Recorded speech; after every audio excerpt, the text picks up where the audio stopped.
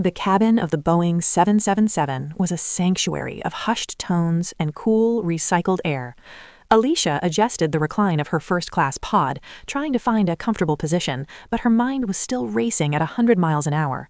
She was the VP of marketing for a tech giant, and this flight from New York to Paris was supposed to be the start of a rare 2-week vacation, but unplugging was proving to be harder than the merger she had just closed. She stared blankly at the seatback screen, her heart rate still synchronized to the stress of the city she was leaving behind. If you believe that the best love stories happen when you least expect them, smash that like button right now. And if you want more steamy, romantic tales delivered straight to your feed, hit subscribe and turn on notifications. Trust me, you are not going to want to miss where this flight is heading. Ready? Let's get back to 30,000 feet.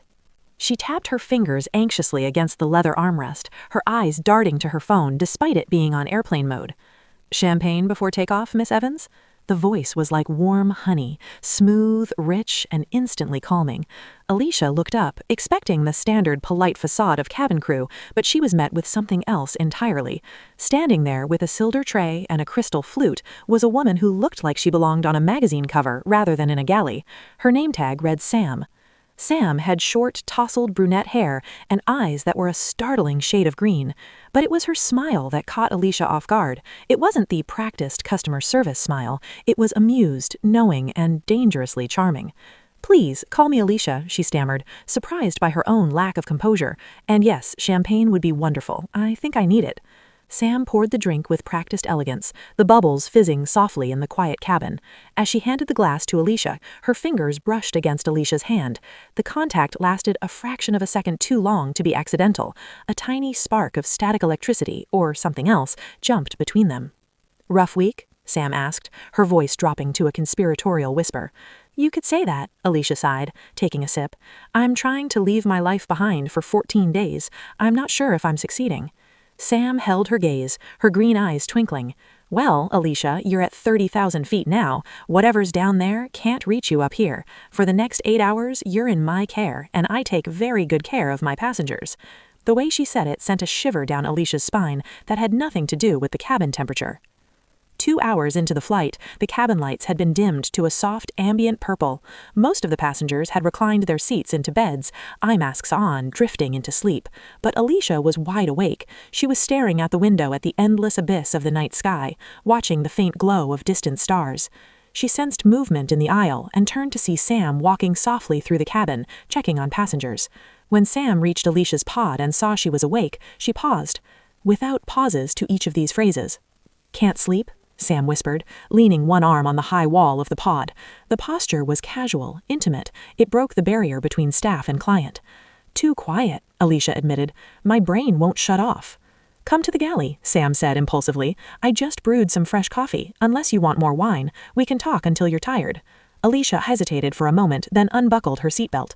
"Coffee sounds perfect." The front galley was small, illuminated by the glow of the instrument panels.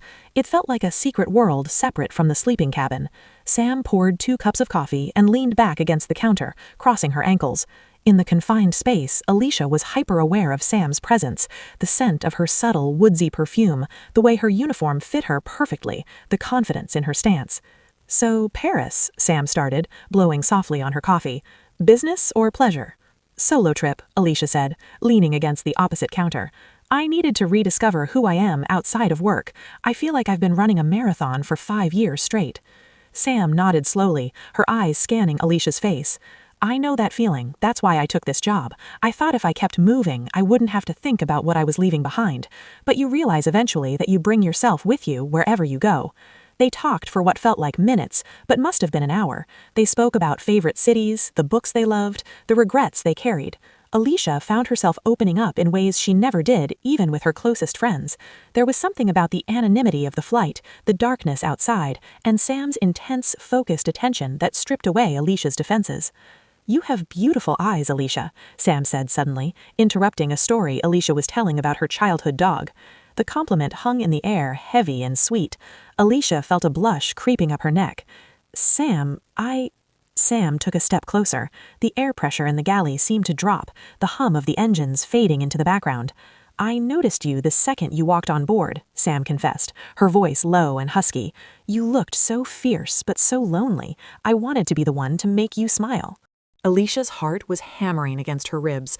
This was crazy. This was a flight attendant. This was a cliché, but she didn't want it to stop. You're very good at your job, Alicia whispered, her voice trembling slightly. I told you, Sam murmured, taking another step until she was just inches away. Alicia could feel the heat radiating from her. I take very good care of my passengers. Sam reached out, her hand hovering for a moment before she gently tucked a loose strand of blonde hair behind Alicia's ear. Her fingers lingered on Alicia's jawline, her thumb tracing the curve of her lip. Alicia's breath hitched. She should step back. She should go back to her seat, but she leaned into the touch instead. Is this allowed? Alicia asked, her voice barely audible. We're cruising at 500 miles per hour over the Atlantic Ocean, Sam whispered, her eyes dropping to Alicia's lips. Who's going to stop us? The tension that had been building since boarding finally snapped. Alicia closed the small gap between them, her hands bunching into the fabric of Sam's blazer. When their lips met, it wasn't tentative, it was hungry, desperate, a release of all the stress Alicia had been carrying and all the desire Sam had been holding back. Sam kissed with a confidence that made Alicia's knees weak. She backed Alicia gently against the galley counter, her hands finding Alicia's waist, pulling her flush against her body. The kiss deepened, tasting of coffee and forbidden excitement. For the first time in years, Alicia wasn't thinking about emails or deadlines. She was entirely present, grounded by the feeling of Sam's hands and the softness of her lips. They broke apart, gasping for air, foreheads resting against each other. Wow, Alicia breathed, her eyes still closed. Yeah, Sam chuckled breathlessly. Wow. They spent the next few hours in a haze of stolen moments. Sam had to return to her duties occasionally, but she always came back to Alicia. They moved from the galley to Alicia's pod, which was secluded enough thanks to the sliding privacy doors. They sat side by side on the lie-flat seat, shoes off, legs tangled together under a cashmere blanket. They didn't sleep, they just existed in their own private bubble. Sam traced patterns on the back of Alicia's hand, telling her stories about the stars they could see out the window. That's Cassiopeia, Sam pointed out, her cheek resting on Alicia's shoulder, the queen. You know your constellations, Alicia noted, feeling a peace she hadn't felt in a decade. I have a lot of time to look out windows, Sam replied softly.